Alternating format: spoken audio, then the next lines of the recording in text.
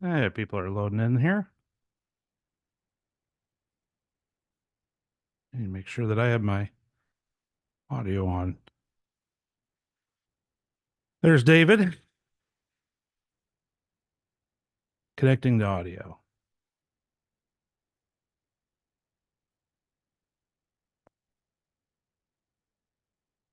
All right. David, I don't have audio from you yet. So Got there it. it is. Perfect. You're in. Hey, Ben, does the link for this change every week? It does not. Why in the world? Okay. At least I don't think it does because I keep sending out the same one. So hopefully that means it doesn't.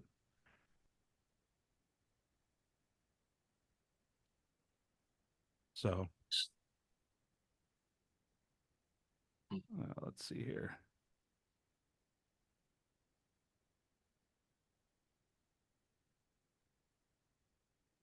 Okay. How's everybody doing this week? Great. Good. It's Is it, snowing. So why Snow. haven't Wow. we're Uh, we're, we're gonna have about a 40-degree swing. I think overnight it was in the 40s. And I think by Sunday, Monday, it's supposed to be 80. oh jeez. So I'm like, I try to remind people if that happened, when it's 75 degrees outside, it would be 110. So My it's a my big dad deal. is my dad is in Needles, California during the winters, and I know he's ready to come home because he sent me a text with swear words that says it hit 92 degrees this afternoon. Blah blah blah. Ready to go. He don't like that kind of heat. He don't like this white stuff either. So I don't know where he's going to go to Minnesota or something. I'm sure for a bit, but he won't come to this In stuff. between. Funny. All right. Everybody's still busy. It seems like it's hanging in there where everybody seems to be getting their phone more activated. So that's a good thing. I'm glad everybody's business is improving and I think we all know that uh, each and every year that radon becomes a more of a household word, then we're going to get busier. So great. I'm glad everybody's doing well. My fight up here, I just was at a house yesterday again that supposedly had a radon system installed by one of the 4 or 5 local guys. So basically, he put in 24/7 fans, bathroom fan and a crawl space fan, bathroom style, running 24/7. That's his radon mitigation system, Oh, that's too bad. That's too and bad. it's a yeah, it's a fight. It is a huge fight up here because Sure. they have educated the real estate industry that that is an acceptable system, and yeah, it's hard Wow. to reverse that. Well, and I tell people, I've been in this industry over 25 years, and we were having the same discussion you and I are having 25 years ago. Mhm. And I don't know that there'll ever be an answer. But I will say that I'm really glad to be in a regulated state. And they don't do a very good policing job, but at least you have the ability to tell a realtor, a seller, a buyer, anybody, look, this doesn't follow code. Yeah. So the regulated state really helps, but it is kind of it is very true. I had this discussion 25 years ago, and we're still having it. So I certainly don't know solutions to it, other than I've said this over and over. The modern computer age has sure made it easier for people to do a review, and I often use the analogy that my own daughter won't go buy a hamburger till she does the reviews, and so it's certainly going to be the same for radon, and I believe my personal business really took a boost as soon as the ability to research somebody became so easy. Uh, I think that hopefully that's something that's going to be a little bit of an improvement. I also say that until we can raise the quality uh, in this industry, we won't get respect. And all of us in this meeting are trying to do that. And all we can do is keep trying to do that. So but whenever someone doesn't respect radon or comes up to me and calls it a farce or whatever they want to, I do not take it very personal because I believe that we have a lot of work to do before we earn the respect of people in the, with the word radon. Yeah, So, I agree. Well, so. can I ask a question about the last meeting that you mentioned on that chart? Yes, and we're going to slightly postpone. I've got to leave I'm by myself. I got to leave to load a semi, and it's only going to take me 10 minutes. But you know, we got a lot of pretty heavily into this thing about charts and trying to find a way to slow down the returns to homes. And Ben and I discussed it this week, and we have some special things going on where we want to postpone the second half of that to next week. And Ben may elaborate that on a little bit David, also. do you Go need ahead. to bounce right now? I You're gotta gonna go do get- it. Okay. Yes. So yeah, he'll be back in Pat, he'll be back in a few minutes. Um, what was your question?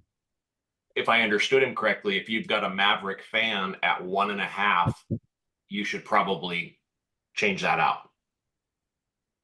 I think that's correct. Let me Because that's I was only, just gonna, and 40 is not where you want to be because that's the bottom of the barrel.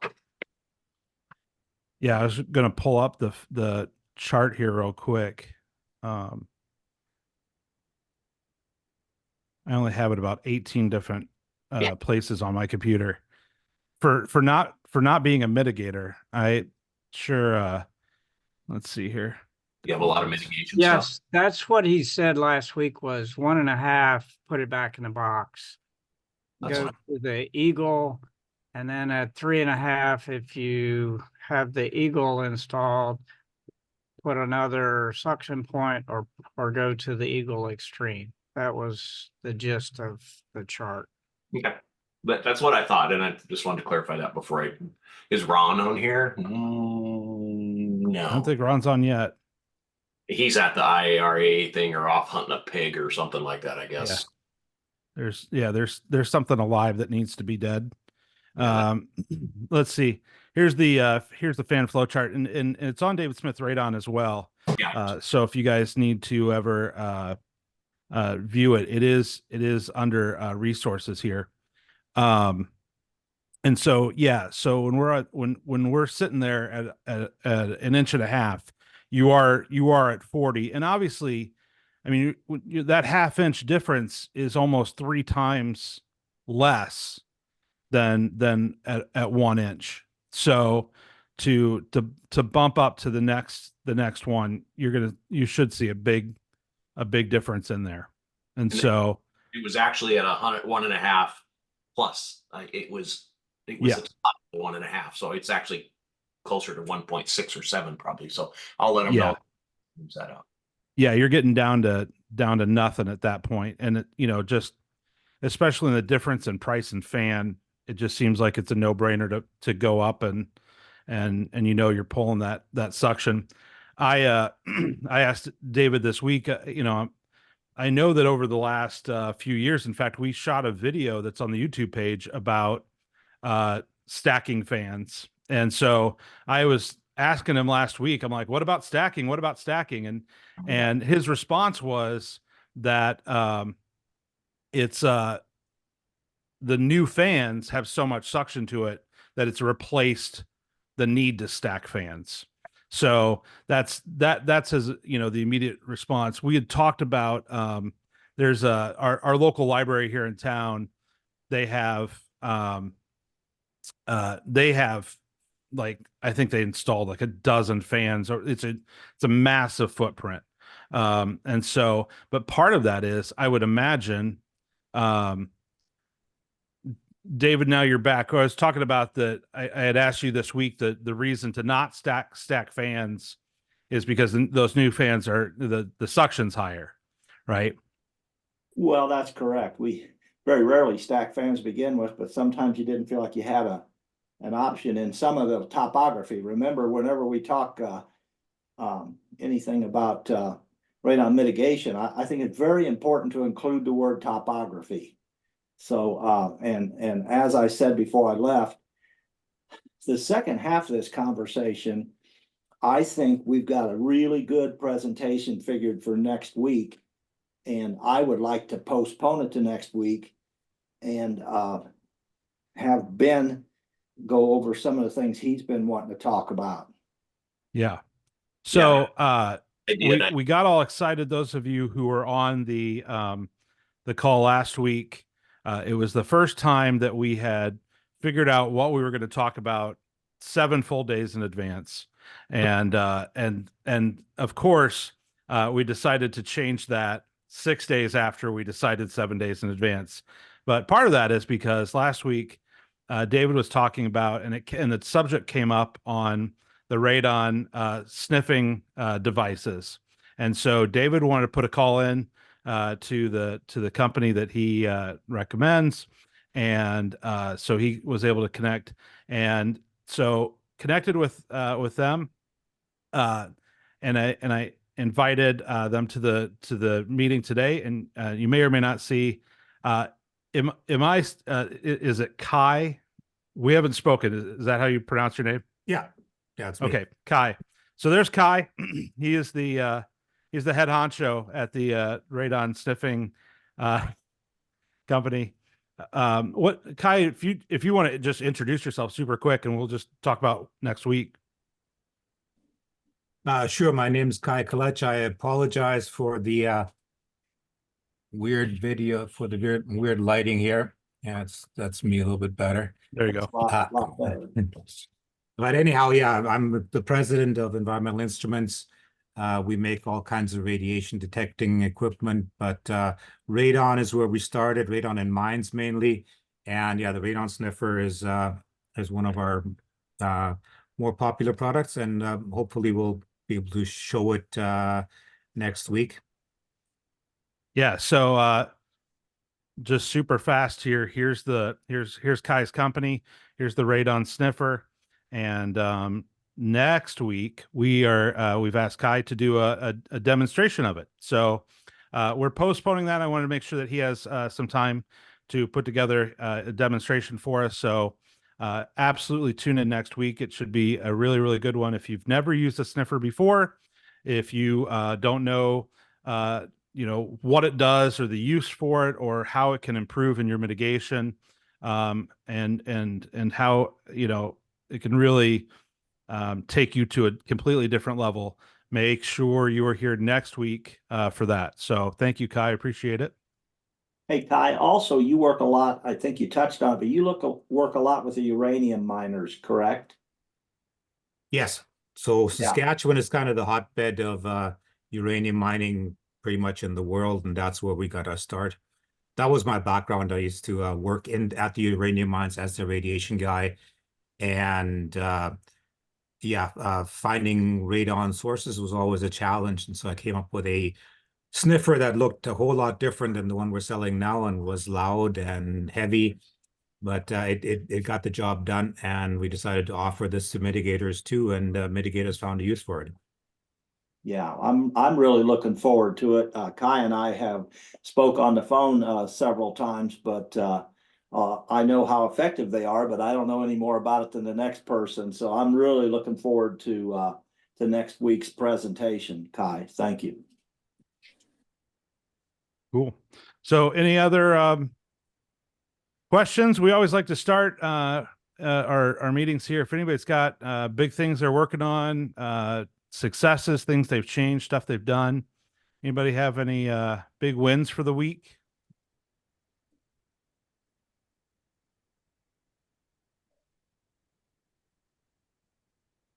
I only have losses. only losses. All right. Well, let's fix that. Here's everybody in here is a scientist. How many people got in the path of the eclipse this last week? Did anybody go do it? Yeah, very interesting. So yeah, I took my wife and my daughter. It was where we're at. We're about 4 hours north of it, so we drove straight down, took the back roads, made it in great time, and got to see something that I highly recommend once in your lifetime for sure. It was really the thing that pushed me over the edge to make the drive for the 4-minute event was I saw somebody was talking about they were a friend of theirs said to them, "Hey, where are you going for the eclipse?" And he's like, "Why would I drive or go or fly or go, for something that only lasts for 3 or 4 minutes?" And the person said to them, "If you had seen it, you wouldn't ask that question." And that was enough for me to be like, okay, well, and so we made the drive. We went down there. My daughter took a couple of her friends whose parents weren't able to come with us, and it's absolutely incredible.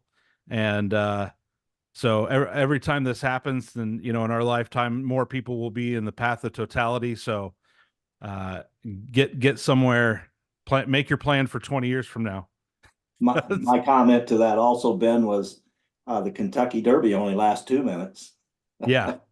Yeah. And So, you had to have a whole like outfit for it. So right. yeah, not as many people betting on the eclipse this time around. So Yeah. Yeah.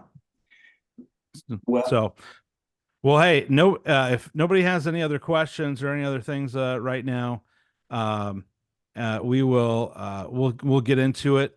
I did a quick pivot on our topic for today, since I know that we had talked about doing those diagnostic tools, but again, next week it's going to be all sniffer all the time, and we're going to talk about the uses of that. But today, I thought it would be a good topic for us to go into, and that is the idea of um, if you're getting leads, then what are the things that you're doing to convert those leads into actual sales and actual jobs.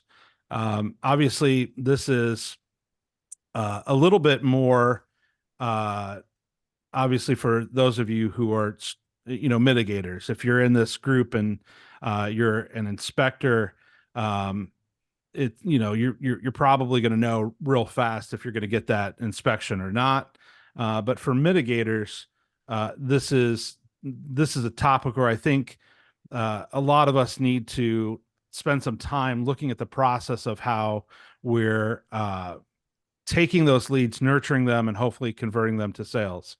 I'm interested to know how many of you are really confident in. Whoops, I got out of that. Are really confident in, like, what your closing percentage is. Like, what is your, either throw it in the chat. You can put it on there. I'm going to close 4 out of 10 leads. I have a 40%, some 60%, 20%. How many of you right now know what that number is for the number of leads that are coming in? I don't know the actual number because so I'm a tester designer guy. I don't do the actual installs, but like Ron that's usually on here, he's the main company installs.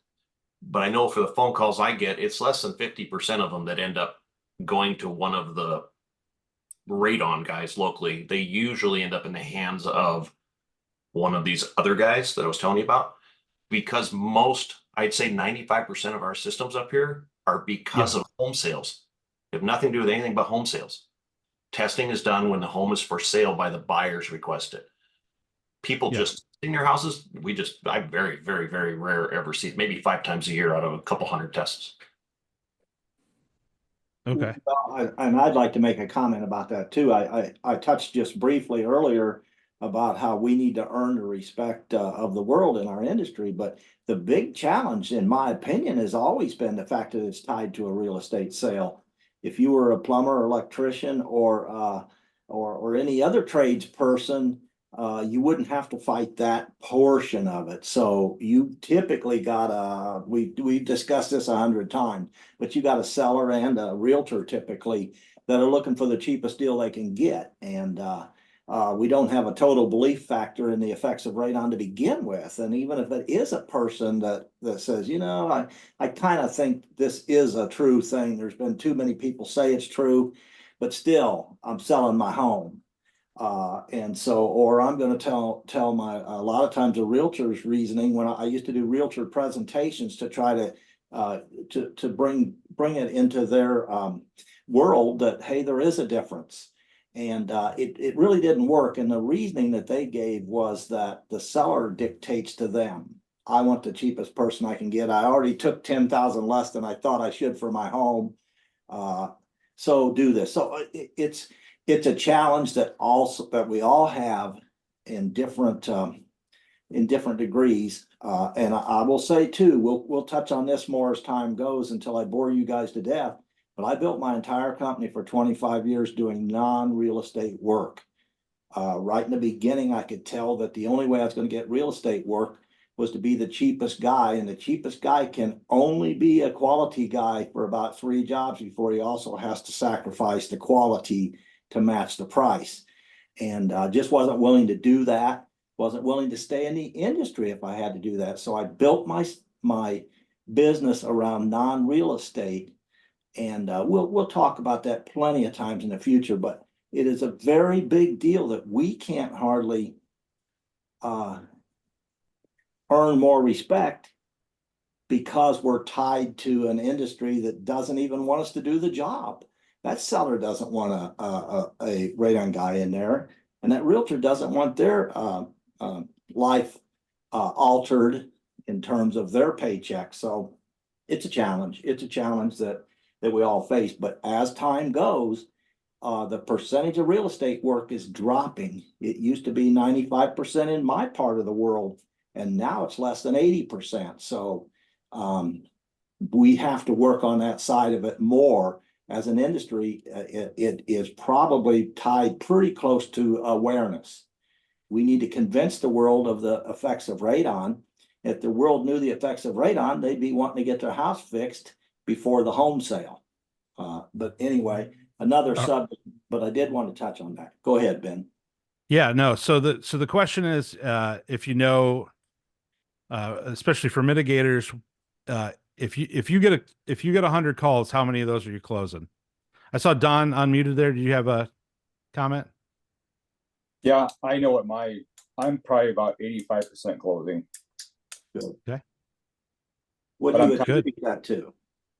I'm kind of a unique area, so it's a little different. Sure. You attribute Okay. that somewhat to non-competition, Don? Yeah, yep, some of that. And then I'm kind of unique. My realtors love me, and I don't mind real estate so much because I'm on the Rolodex, like you say, Dave, and they just call and recommend me. But I have dropped to about 25% real estate just because of the market. Sure. Yeah. Sure. And if you bank on the real estate industry, your company goes up and down with it. But when you do what Don and I have done and worked at getting away from the real estate, your fluctuation doesn't get affected by the real estate market hardly at all, if at all. Okay.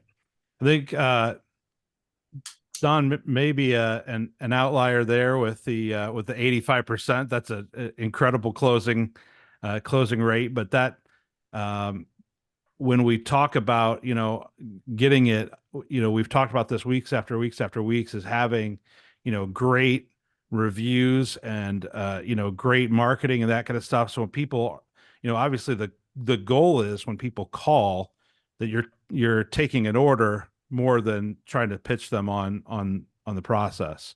But anybody else want to chime in what you're where you're at, or maybe you don't know. So that would probably be the absolute first thing that we want to make sure that we that you're keeping track of your leads coming in, keeping track of how many of those you're closing. If you're closing 100%, you are not charging enough. So you want to bump up that price, which is it's a good problem to have. And so it's okay to lose some and make more. So I'm going to pop back up into the slide here. And so I assume everybody can see that on their screen. I can see it over on Facebook. So, and we are live over there. So let's just take a look at this real quick. So I said we're going to do this in 6 steps. Our goal is to figure out how we can convert more leads into into jobs. And probably the most important part of this process is making sure that you have real leads. Those of you who have used lead generation services, whether it's Angie's List or Home Advisor, or and maybe you've used Google Ads, maybe you have run ads on Facebook. Facebook would be a great example of Facebook allows you to have forms on your website or on Facebook and on an ad you run, and a lot of times the way those are set up is that you click on them, and then all of a sudden it generates the information from the user that's in their profile and sends that to you. Sometimes the user doesn't even know that they're doing that. Sometimes they do it so quickly they don't realize that they're doing it. So you get somebody who goes, oh, what's Radon? And they click on it, and then all of a sudden they're sending you their information like they want information, and that might not be true. So when you start looking at where your leads are coming from, we want to start dissecting which ones are better so that we can put more effort into those. So as we are doing that, we want to identify your target market and your customer. This is what David was talking about. Is his target market was not real estate. It was concerned homeowners. And so when he went to, get leads, instead of trying to advertise to realtors and to go to different local real estate agencies here locally, he put his effort into, making the website great, having those reviews, and making sure that, we've talked about this in the past, having, a Crinium or something like that, or, Radon Eye Pro or something like that you can pass around to different people, because you're going to get those concerned homeowners. If you want your target market to be real estate transactions and there is money to be made there, then you're going to focus your effort on getting those jobs and making sure that, the service that you provide matches the level that you have to charge in order to get those jobs. You'll hear me say this probably every other week, but McDonald's and Chili's and Ruth Chris Steakhouse serve beef from the same cow, and all three of those businesses are profitable. But it's how they do it and the experience that the customer gets that's different. And so if you want to be McDonald's, that's fine. And you're not going to have the time to clean up after yourself. You're not going to have the time to hire guys that are going to smell good. you're going to be a radon factory. And there's money to be made in that business model, but I'm assuming that because you are taking the time to come to our meetings on Fridays and join in our group and interact, that's probably not the business model that you are going for. You are looking for ways to be the best in the industry. You care enough about it to be here. So we are gearing our content towards the people who want to be the Chili's and the Steakhouse, because there's money in those, and there's also respect and reputation in those as well. Everybody knows the cheapest guy in their market, and most of the time, none of us have anything good to say about him. So I don't want to be that person. I don't want you guys to be that person. We'd rather help you deliver those really good clients. Be the guy that comes in to the home and saves the homeowner from that bad install. So that's who we want. So when we're talking about identifying the target market and the customer, we want to find people who want it done well. They want it done right. They want to trust you through the process. And so as we put those, if you're paying for lead generation, that is literally just going out to the masses, you're going to struggle getting that type of client. Now, with that said, one of my clients today, I saw, just got a message from a realtor saying, I need a quote for a house. and I know you guys are going to take care of my client. And so I also think there's some, if we have kind of a side quest of telling the training, teaching, and educating real estate agents, you'll have people like my wife, who's a real estate agent, who knows and believe, like, now my wife is deeper into radon than any other real estate agent that, that doesn't own their own mitigation company on the side. But my wife writes her contracts to say, if we're doing a radon test, if the radon test's high, then David Smith Radon will be the mitigator. And so she's putting that in the contract before it even goes to the seller. That's a great place to be, right? And the way she negotiates that is if the seller wants to get another bid, and one bid is 1,200 and David Smith is 1,500, then she just tells her buyers, she's like, pay the $300 difference. So that is a way that you can get that better quality out of real estate agents and get those leads. And those aren't just real leads; those are locks. So you want to nurture those as you can, as you have the opportunity to meet with real estate agents and educate them. The thing that I was doing as a tester is I told any agent, if you want me to come test your home, I'll test it for free. And so that allowed me to literally stand in their home until they kicked me out and explain to them what radon is. And they don't understand. So when I'm standing there in the basement, I'm going, oh, I see you've got your daughter's, your 13-year-old daughter's basement down here, and it's a radon level of 16. Would you like me to tell you how many packs of cigarettes she's smoking every day? And so that's the kind of thing that that we can explain to them. That's a great way of getting more information. So I said this, how are you getting those leads? Are they real buyers? Are these the leads that are coming in, are they actually people who are going to get a radon system installed, and they're just making a decision between you and someone else? They are not just you think about shopping for a car. There are people who need a car because theirs exploded and they don't have a way to get to work. And then there's people who are like, yeah, I'm thinking about, let's go see what the models are, right now.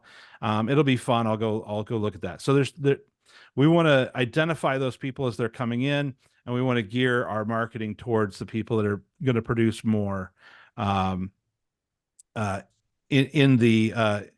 going to produce more or better leads. In your lead generation, this would be whether you have the opportunity in either in Google Ads or on Angie's or any of the different lead generation. Are you asking qualifying questions? So what are those questions? That is your contact form just name, phone number, email, message, right? Or does your form have questions like, tell me about your house, right? Does it have a basement? Is it slab on grade? Is it, do you have a crawl space? Do you already know your radon level? So if someone has now tested and they know their radon level is high, then this is going to be a client that is more likely to convert into that job much faster than someone who was at their kid's soccer game and they were sitting next to somebody who just had their house mitigated, and their friend is trying to explain to them what radon is. So we've got a game of telephone trying to figure out what radon is. And obviously, having those qualifying questions, when you see that come in, then we know if this is a better lead or not. For instance, when you join our Facebook group, there are some questions, simple ones. What is the name of your radon business? I should have said, do you know what radon is? Question mark. But what is the name of your radon business? What is where do you live? And what do you expect to get out of this group? So a couple things that does for me as a qualifying question. One, Obviously, if you look at some of the other radon groups on Facebook, those have people inside of them who are DIYers who are trying to learn about radon. A lot of the radon YouTube content, the most popular video that David has on his channel is the one that was actually shot. Side note, it's shot at my old house before I finished the basement, and so my house has 100,000 views to it, or 200,000 views to it, which is weird and creepy that everyone has been on the internet has seen inside my home over there. But that one is really, really popular because it has a lot of DIYers trying to figure out, okay, I want to put in a radon system myself. So if we're asking those qualifying questions, we're getting good answers. So you want to consider that on your own personal website as you are. There's a very fine line between annoying the customer and making them answer. I don't want to put a ton of friction, but I also want to know that when that lead comes in, that this is somebody who is, and it also prepares you for that phone call and that follow up. So the next thing that when you're getting leads, are you forcing your clients to match your preferred communication style? So when we talk about friction on getting those leads, we should also talk about things that stop you from getting leads. And one of them is, I know David likes to talk on the phone. He is a phone guy. If the number of, he doesn't want you to email him, he'd rather talk on the phone, right? I'm an email guy, right? I would rather have it I'd rather have it in writing. I'd rather take my time, or I'd like to send a text. I have a great friend of mine, one of my best friends. He only likes to communicate with me by Facebook Messenger. And just to tick him off, when he sends me a message through Facebook Messenger, I will then go into my phone and I will text him through iMessage, because we both have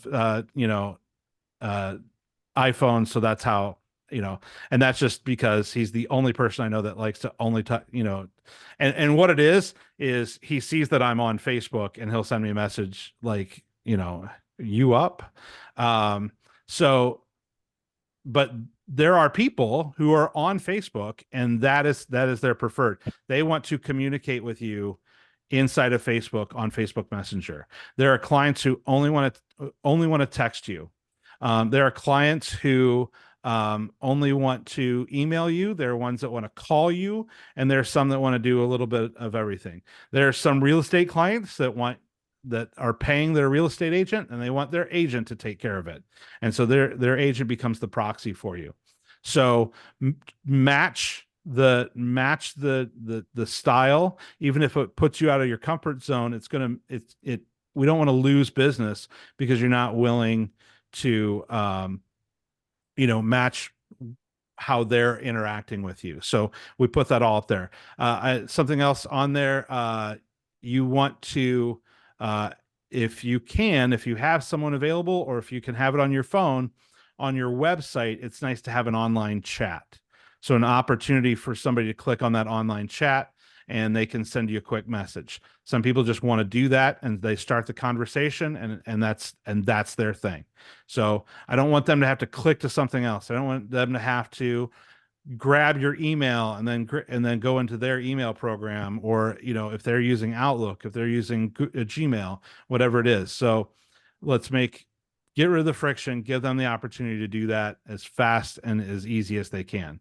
If you have print marketing, make sure that there's a QR code on it that you can that they can scan really quick, and it takes them to lead gen to your website, whatever it may be. So that is where QR codes are used. You need to know the cost per lead. And so if you are spending $1,000, $2,000, $3,000 a month with Angie's leads, and you are getting $3,000 dollars a month for Angie's, and you're getting 100 leads in a month, or 50, I use that because it's easy math for me, then you are spending $30 a lead, right? And if you're getting those 100 leads and you're closing 25 of them, then we know that, what is that? $1,250 or $125 per closed lead. So you want to make sure we know what it costs to get to a closed job. And so not just, okay, because everybody's got a different, closing rate. We're hoping that what we pick up on here today are things that will actually lead you to increasing that percentage. So if you're getting those 100 leads for $3,000, then hopefully we get to the point where you're booking 50% of them. Now you've got 50 jobs in the course of a month, or however it's working. So make sure that you're keeping track of what the cost per lead is, and adjust where you're spending those dollars if necessary. If something is not only not broke but working, then lean into it, right? So if you're one of my clients and you're saying, okay, well, we're because the thing I'm selling is pushing for organic searches and organic marketing, as well as, we do manage our clients' Google AdWords as well. It may be that you're spending $1,000 or $2,000 a month with me, and I'm producing 20 or 25 or 40 leads in a month, or whatever that number is. And then we supplement that, and then we add, we're only going to get this much organic. We're at the top of the search engine. That's it. We're getting as much as we can. So let's throw a little bit more, and then let's get those paid ads as well. So we're doing both. We want to know what those numbers are. Step 2. And here we are. You got a new lead. Now what? The lead should get an immediate response. Like, full stop, period, end of story. Somebody contacts you some way. That is, they call you. Call's a little bit different, but it's not impossible.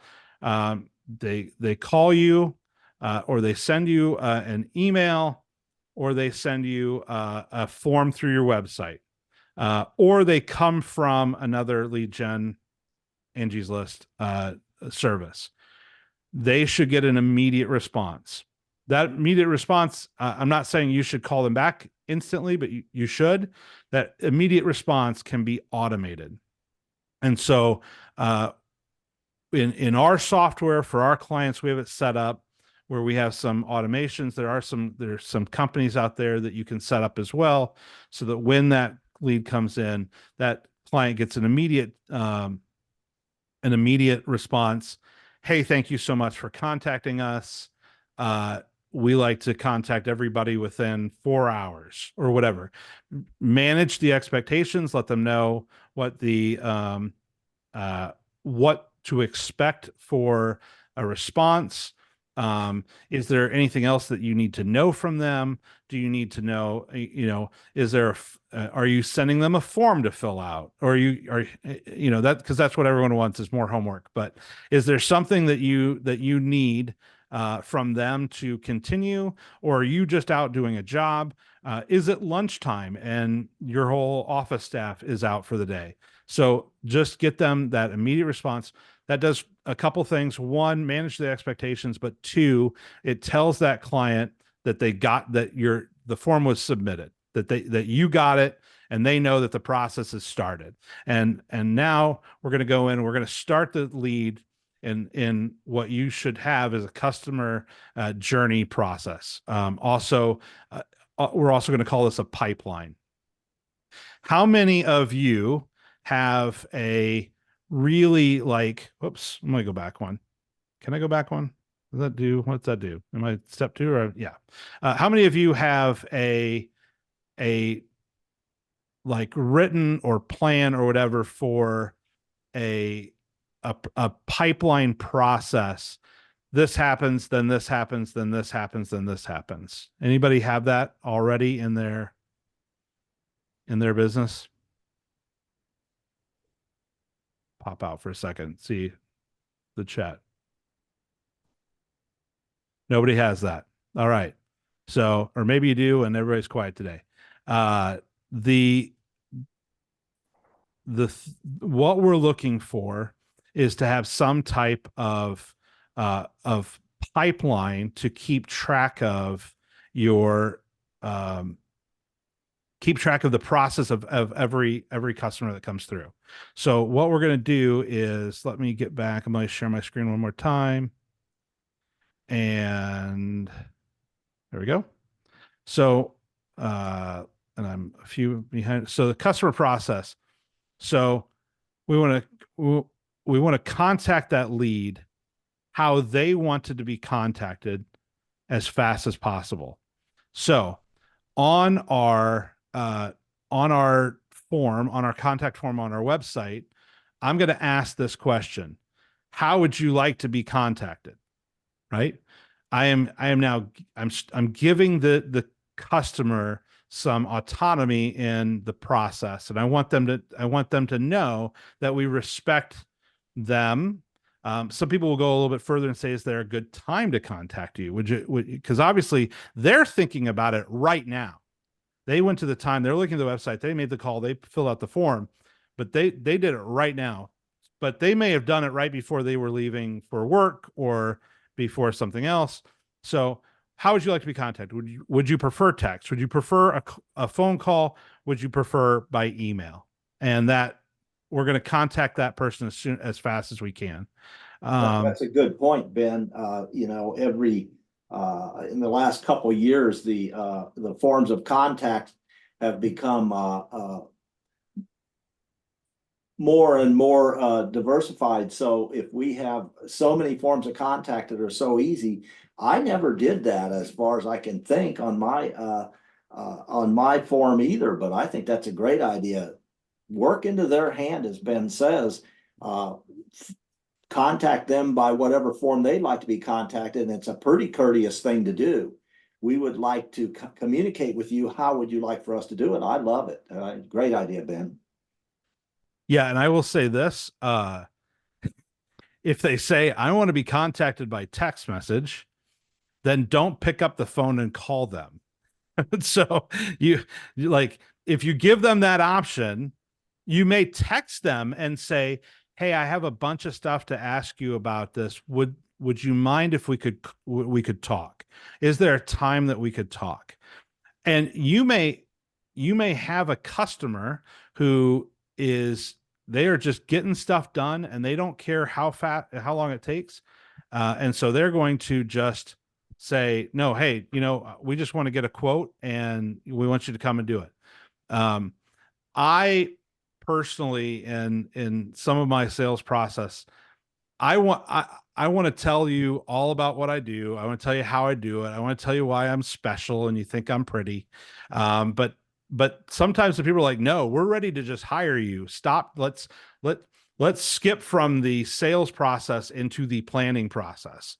So that is something that we can talk about, and we will go deeper into sales throughout this.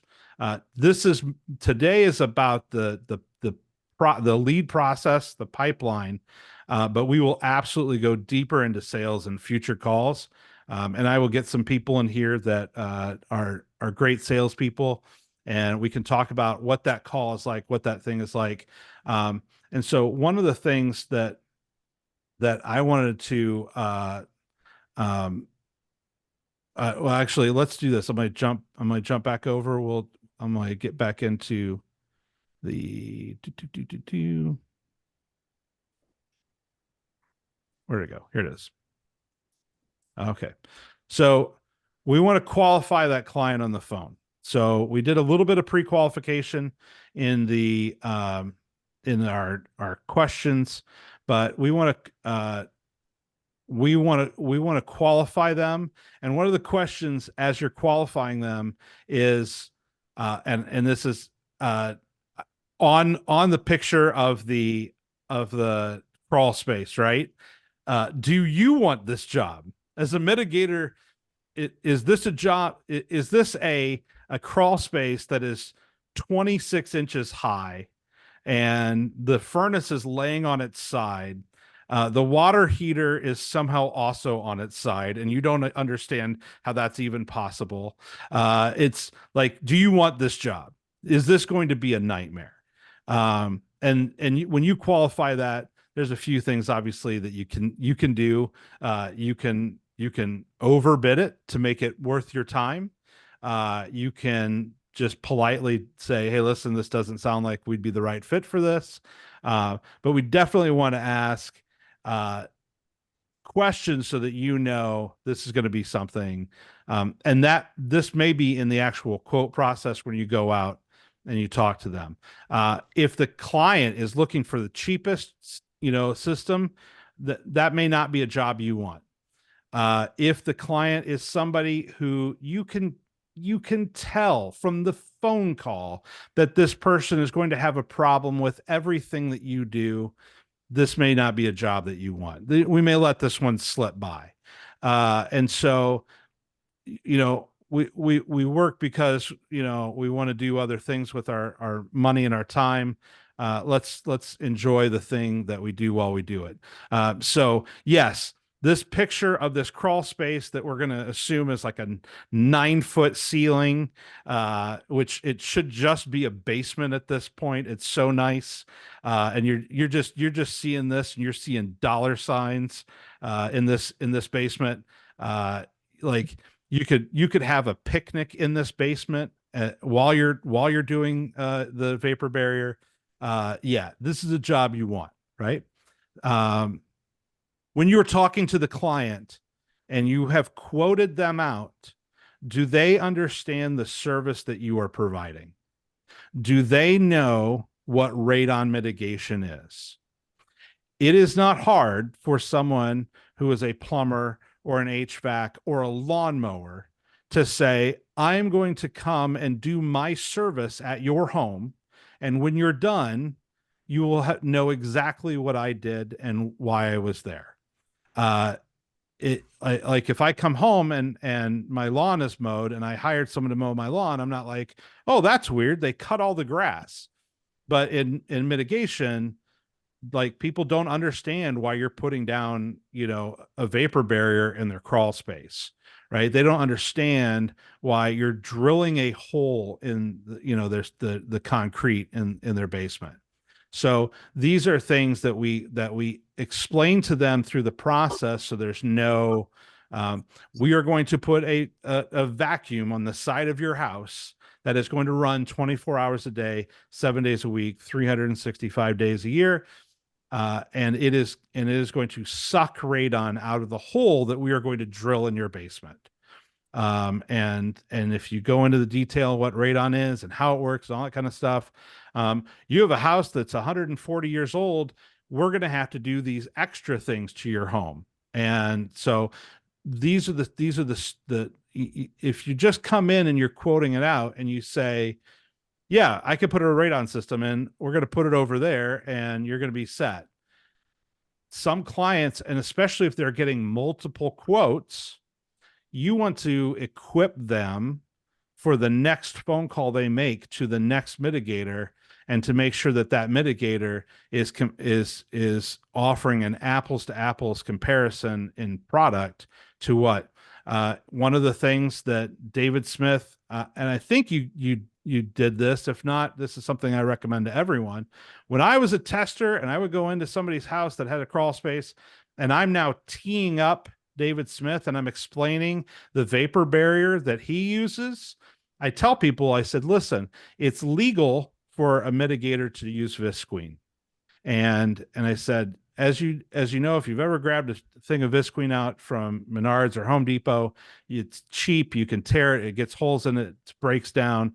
I'm like, but the vapor barrier, they're going to seal up the crawl space, and the product that they use, I cannot tear. With all of my might, I can't tear this in half. And so I can now crawl around in my crawl space. I can now use it for storage because it's a good vapor barrier. There's going to be a value to the crawl space once David Smith's team is done in there. So carry some vapor barrier with you to when you go to quote it, and you could show them, cut a piece off and leave it for them so that they can see what's going to be in their basement. And now when they call that McDonald's radon mitigator, they're going to ask, well, what do you use for, the vapor barrier in the crawl space? And so you have now put that client on your team, even though they're trying to get quotes. Yours was more expensive. They're going to end up going with you because now they understand the service you're providing. When you talk about if you're using a Festa fan, then you say, hey, listen, there's a bunch of different fans, just like there's a bunch of different cars, right? And in theory, if it's got 4 wheels and an engine, it can get you there. But why does a BMW cost more than a Yugo? Right? They're both cars. They both get you there. And we start talking about, well, it's the German engineered motor. It's quiet. It's going to last longer.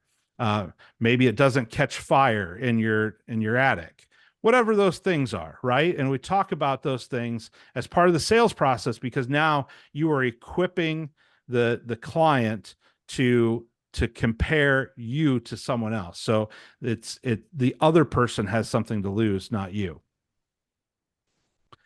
How did that client get your information? This is going to help qualify them as well.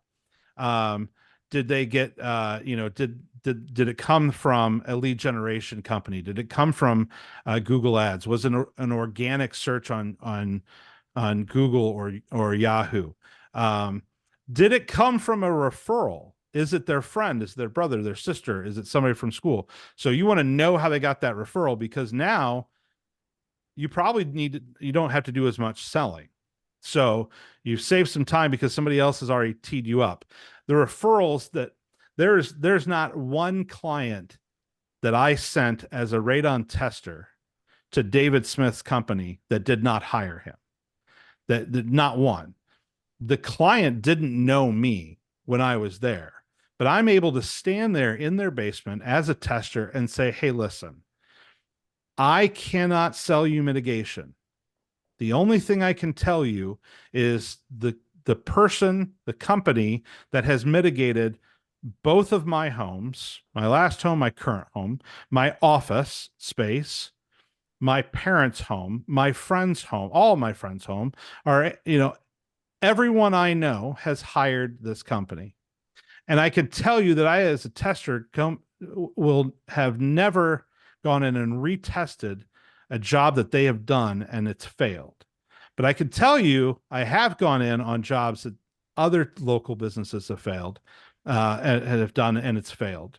So when me as a tester is teeing that up for the mitigator, that's a done deal. And I even go as far as saying, I'll joke around. I'm like, hey, listen, you're not going to find, anyone more expensive than, David Smith. He's going to charge more than everybody else. And they're like, oh, really? I'm like, yeah, but I'm not putting $300 on my family's safety. Like you're buying a house, you're doing that. I'm like, you already paid me $150 to come and test this house. And now you're going to squabble over $200 or $300 or $400 on the job being done right the first time. And so that is something, if the testers in your area, those of you who can't test and mitigate in your state, then, or you have people that are just testers, even though you test, if you can get those testers to tee you up, thank those referrals, whether they're testers, and personally, I'm not a big fan of kickbacks on testers, because that does muddy the water of that referral. But there are certainly things that you can do. You can order pizza for their office, right? You can do nice things for them. That's not money. And so that's not and that's the same way with real estate agents.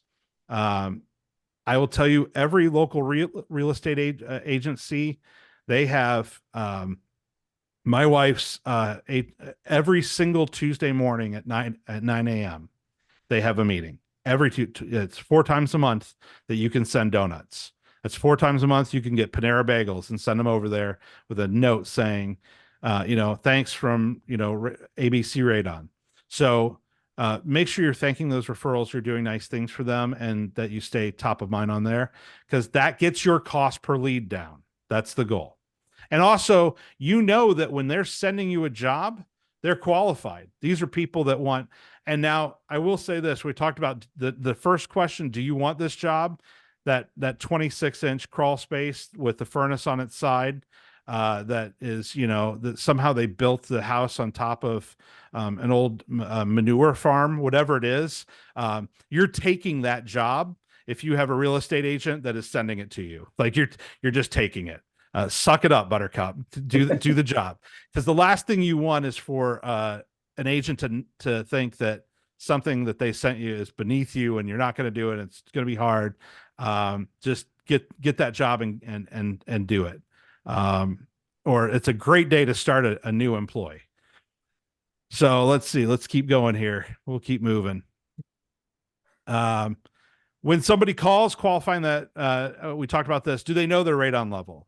And as you're talking to them and you're qualifying them, do they understand their current risk of not mitigating? So if you have somebody who calls you and you can hear in their voice, like, this is an emergency, I want to get this taken care of, you now get to be Superman, right? You get to get in there and you get to take care of it, and you're going to save their family. So when you hear these things, they're like, oh yeah, we've lived here for 5 years and we just tested and it has a radon level of 25. Now they're in panic mode. So calm them down, explain to them that you're going to get them in there, move heaven and earth to get there as soon as you can, because they will go. Now they know they're going to go with that first mitigator that can get to them. They now it's not necessarily the quality, but it is important to them to get this done right away. If they're, people of different personalities, if you hear in their voice that they are freaking out, let's bounce that to the top of the list. Okay. That last one was how soon are they making decision? So as we're qualifying, we want to know, like, how fast are they going to make that decision? Because that helps you know where this is going to end up in the pipeline. All right. Step 4, we're going to prepare and we're going to send the quote. Okay. So we're going to talk to them. We want to get a quote to them as fast as possible. If you're doing in-person quotes, that means that you may pop over after the job is done for the day and you're getting them a quote on your way home. That may be when we're talking about how people want to be seen or how they want to interact with you. That may mean they want to FaceTime with you. So you're just going to do a FaceTime back and forth, and they're going to show you. You may have to ask them for the dimensions. You may have to jump online and get the building plans of the house, or you may get on Zillow and look to see the last time it was sold and see if there's pictures of the basement and ask them questions. Okay, what's the furnace room look like? What do we got down there? But that gives you the opportunity to get a quote to them as fast as possible. And then we're going to send that quote, and then we want to confirm the receipt. We want to make sure that they got it. So that's maybe that's a text, maybe that's an email after you send the quote. Somehow we want to, even if it's a quick call, hey, we just want to make sure you got this. Depending on the software you're using for your quote, some of it can, if a quote is linked inside of, say, if you're using QuickBooks or something like that, you can see that they've opened it. So we want to make sure if you're confirming the receipt yourself through technology, that's fine, but it may be just popping up, following up. We want to answer any questions about the quote. We want to stay top of mind with them. If they don't understand something, they don't see why each thing is on there, just say, hey, I want to walk through it with you so you can see what each thing is and what it's going to be. And in there, as we get into a little bit of sales, there's nothing wrong with asking, hey, if this looks great, are you ready to schedule an appointment? Let's get it scheduled. and also give them 1 or 2 potential dates and times. So, hey, today's Friday. We've got an opening on Tuesday at 8 a.m. and we've got an opening. It looks like for next a week from now on Friday at noon. So we've got that the Tuesday or Friday. Are either one of those good for you? And if that's going to do a couple things. One, if they think, gosh, in the next 7 days, this company's only got 2 opportunities for us to get in there, then they're gonna they might want to jump on that. So that fear of missing out, they're going to take that opportunity to jump on the schedule. If you can give them a reason to not keep calling to other companies and keep getting other quotes and waiting it, that will hopefully get that scheduled for you. Just a little interruption here, Ben. I think it's important to say that the joke is Ben knows enough about radon to be dangerous. Not exactly true, but the thing we liked about working with Ben was he knew both sides of it. So he could think of it as a consumer would in terms of what that consumer wants to hear from you, because all of us people that do mitigation every day may be too close to the subject. And when I hear Ben talk about what he's talking about right now, some of that I'm like, do I really need to include that? Yes, you do, because Ben is speaking to you right now, telling you what the consumer wants to hear. And I think that's the value in what's going on here. He knows quite a bit about radon from being around me for 15 or more years and from being a tester. But he also is close enough to being a consumer that he can tell every one of us, here's what a consumer really wants to hear from you. So I appreciate being able to take advantage of that. Yeah, I mean, the number one thing that kills every service business owner is you're thinking like a service business owner, right? And so and that may be that you might want to spend it. It's the same way that when you guys start talking to me and we start talking about business, I get all fired up because I want to tell you about the analytics of the things and the stuff and all the technology that I'm using and the stuff that we're doing and the homeowner is saying, I don't care about that. Mitigate my house, get rid of the radon, right? And I will talk to I'll talk to people who, business owners who also get fired up about, when we start talking about the technology and stuff. I had a call with Bruno a couple weeks ago, and yeah, it's like, hey, we need to set a timer on this because we start getting excited about some of this business stuff. And you will get into the homeowner, and there are going to be some homeowners that really care about it. My father-in-law was excited when Dan came to mitigate his house, right? Because my father-in-law installed his 2 sump pumps. He did it. He knows he built his house. He knows what's literally underneath the concrete because he put it there. So he gets excited about that, but they are the anomalies, right? So we want to get into those, places as fast as we can into those clients. So, we're going to talk about this, and that is move the client to the appropriate pipeline stage. Okay? As we talk about the pipeline, I'm gonna switch my screen share here, and we're going to look at this when we talk about a pipeline. If you don't have one, this is what we want to do. Let's see if I get the right one here. All right, we're looking at, everybody can see this. Okay. This is for our Service Booster clients, one of the tools that we have, and I've added a few. You'll see a little bit, a few extra things here that you may or may not see. Our clients have access to this lead generation software, and then inside of that also has some pipeline information. So I built this one this morning as a sample radon company. And so this is my sample user, which is Doug Niedermeyer. Everybody knows who Doug Niedermeyer is, right? Animal House. All right. So that's my go-to fake name that I put into stuff. Anytime I have to put in a name and an email, it's always Doug Niedermeyer at animalhouse.com or whatever. So when one of our clients gets a lead, whether it's through their website, if we have a tracking phone number, we run it through this software. And what this does is this gives us it shows us when they're coming in. It shows us how many calls are coming in, how many form submissions, and then you don't have to log into this software, because what it does is I've set up automations so that when a phone call comes or when a lead comes in, or maybe a text or something like that, that it forwards directly to your cell phone, to your office phone.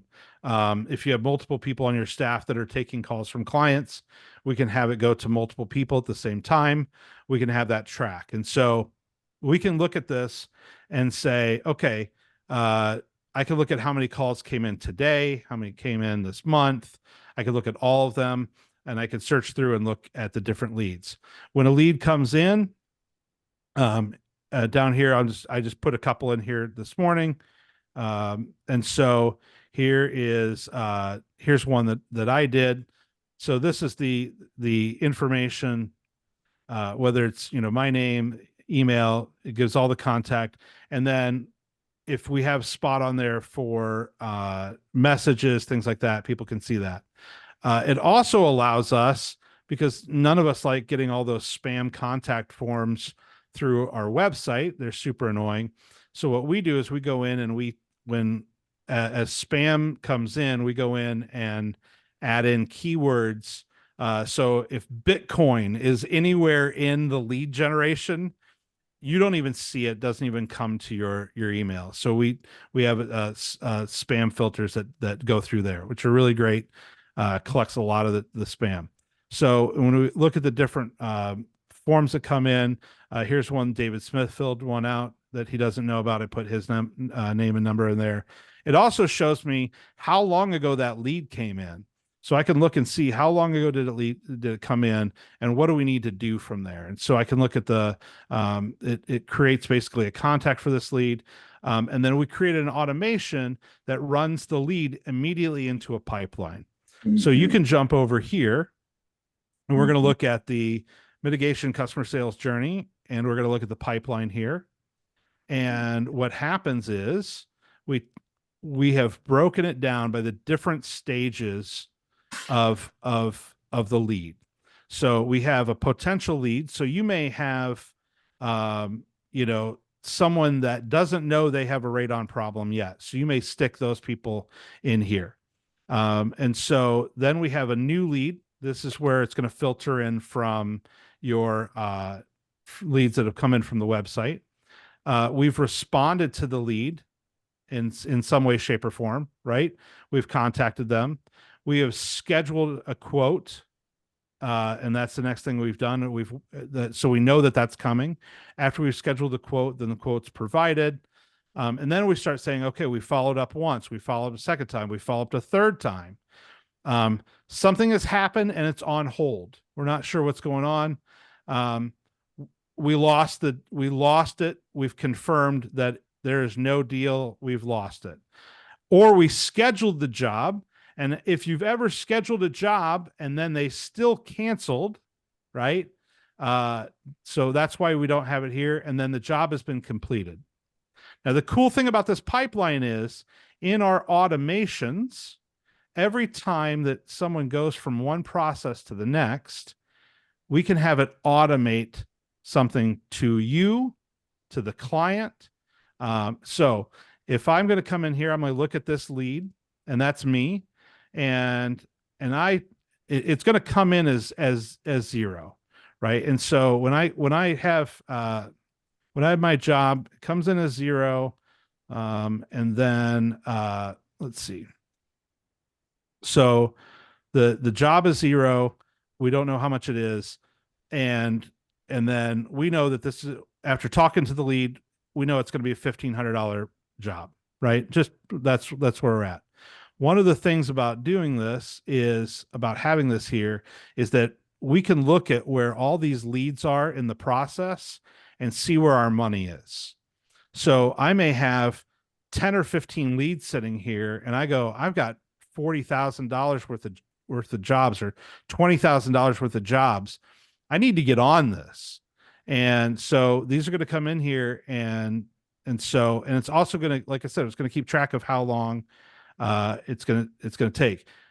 In here, this is today's the 12th. I put this out as 2 weeks from now.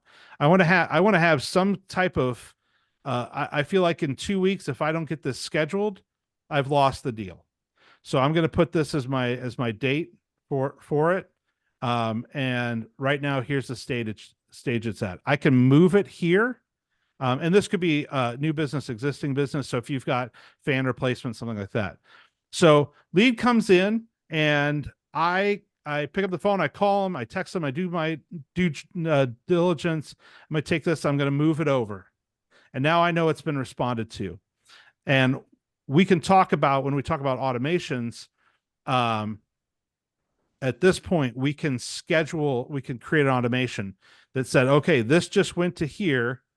Let's trigger a follow-up or something else, or, that says, hey, this, the lead has been responded to. If nothing happens in 2 weeks or 1 week, we need to follow up. And maybe that follow-up is with ourselves. Maybe the follow-up is in 3 days, I need a reminder, a text or something else. So I remember to go back and check on this. Hopefully we get that quote scheduled. So we've moved it over to the scheduled quote, and you'll see the numbers and which one we're at go one by one. Maybe we have to go in and we have to just, we found out that this is a better job than we thought it was going to be. And so we bump it up to 1750. So now we know that it's here, and we're going to keep coming up. And now the quota's been provided. This is probably where we're putting an automation. We're probably going to put an automation here that says, if no response in X number of days, then it's going to follow up to the client. That could be a text to the client. That could be an email to the client and go, hey, listen, we want to make sure that you got our quote. We want to make sure that you're checking out if you have any questions. And so we're here, and we want to push every single one of these people in the pipeline, every single one of them, until we get down to either it's on hold, that they said, no, we are not hiring you, or we've scheduled the job. I want it in one of these 3 spots. That is where I want all of these deals. So Yeah. my goal is to get it. Yeah.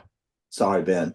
I got a birthday party for my wife. I gotta leave, but looking forward to seeing everybody next week. Can't wait. We'll look forward to seeing you. Thanks. Cool. Thanks, David. All right. So my goal, like I said, really, I want it right here, because this tells me we got the job's done. And the reason we've got this completed pipeline step is because now we're going to automate some type of thank you to the client. We want your review. We want your referral. So this space over here is now triggering those other things. You don't need my software to do this, but you could do this on your own. So you need to have some type of pipeline that you are moving your clients through, and are taking them to the different stages of the process. So as we keep going here, step 5, follow up. We talked about that. Send the quote, confirm the receipt, follow up. We've already gotten through this. I'm going through this one more time. Move client to let's see. Number 6. Stay connected. Okay. Schedule that service. If you've scheduled the service, send them updates about the service. Okay. If you're on Monday at 8 a.m., then you might be sending a text or an email on Sunday. Hey, just a reminder, we're going to be there at 8 a.m. For those of us in the testing business, man, especially when we're dealing with real estate, and showing up to a house and it's locked, showing up and nobody's there, it's the absolute worst. So in my website, my stuff, I set up those automations. So 30 minutes before the job, hey, Ben Miller from Miller Radon showing up at this address at this time. And so that's also, we want to make sure that we know who's the person that's going to be there that day. This may be in your your quote or in your contract that you have with them. I want to know who's going to be there that day. I want to know who the phone number of the person that's going to be there on site. If I have any questions, I want to be able to connect with them, especially if you're doing a real estate job, if the house is empty or vacant. We want to make sure that your time is not wasted. But also updates. Hey, we're coming at 8 a.m. on Monday. Just a reminder, and we will be there for approximately 4 hours. Or we're going to be there for those of you that are, single crew guys. I'm going to be there for 4 hours. I'm going to take a break for about an hour to grab lunch, and I will be back in the afternoon. Don't let that be the first time that the client knows how long you're going to be there, how long the job is going to take, and whether or not you're going to take breaks and disappear and come back. Have that be in the quote process. So we want to make sure that they know that is that's happening. So send them updates, send it by email, send it by text, let people know what's coming on. Keep following up until the sale is lost. We talked about this. Radon, it's on the back burner. People, this is not like it is 20 below zero and my furnace went out. This is, I found out I have a radon problem, but I've had it for a while, and I'm probably going to survive if I don't, deal with it right now. So I like this quote, be diligently persistent, but not annoying. And that is a, just checking in. We want to know if you're ready to schedule this job. Know that we're here for you, know that we care about your family's health. And, and we also know that this is a big expense, and we want to make sure that you get the best possible system for your home. And then ask for those. This is when the job is done. We talked about ask for those referrals, ask for the reviews, and make sure you're moving clients through your pipeline as you are staying connected and scheduling the service, and you get to that point where it's lost. And also make a determination. If the client says, I'm not going to do this right now, that might be it's on hold, and it's not a priority. It doesn't mean that you lost the job. So, I have a joke with, some people that it's like, hey, I'm just going to contact you on holidays. Is that okay? And they're like, oh yeah, that's fine. And so I'm sending them, hey, happy 4th. And I always look for like the weirdest holidays, like, hey, happy National Donut Day. Just checking in on your radon system. Do you get that installed yet? If you can come across as genuinely concerned and caring about their house, their family, then you're likely to get that job. So this is, as we talked about it, we're not really talking about any sales tricks or things or stuff like that. What we're trying to do is we're trying to come up with what is the process of keeping track of the leads that come in and making sure that you don't lose any because you're not paying attention to it, or you took too long, or didn't get the information to them in a timely manner. That, obviously you are going to increase your sales if you're being really diligent on your process. So if you don't have a process, build one. Let us help you build one and make it as automated as possible, especially if you're, a one man crew or two. If you don't have, David had Sue, at his wife Sue, and she She was the scheduler. She was the follow-up. It was a full-time job for her to be on the phone scheduling jobs all day long, which is crazy because you think, okay, well, we're only scheduling, 2 jobs a day or whatever else, but there's a lot of time and keeping up with people, making sure that those and that they're paid and they're followed up and they're taken care of and all that kind of stuff. So, I wanted this to be the processes that I have seen that I've used that have worked for me. But hey, this is a community and collaborative, effort here. Is there anything that you're doing that is really great for you, or the way that you guys are processing leads? Anything, like, anybody want to chime in for sure?